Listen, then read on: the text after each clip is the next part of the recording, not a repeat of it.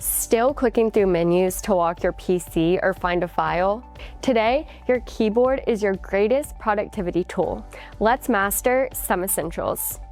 Each of the following shortcuts utilize a combination of the Windows key at the bottom of your keyboard and another key. Let's get started. Windows plus L instantly locks your PC when you step away from your desk. Windows plus D immediately hides all open windows to show your desktop.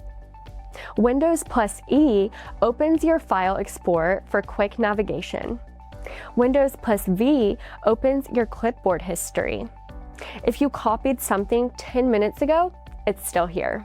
Windows plus any of your arrow keys snaps your current window to the left, right, or corner to organize your screen in seconds. Windows plus Tab opens Task View to see every open app and window at a glance. Here's a bonus shortcut.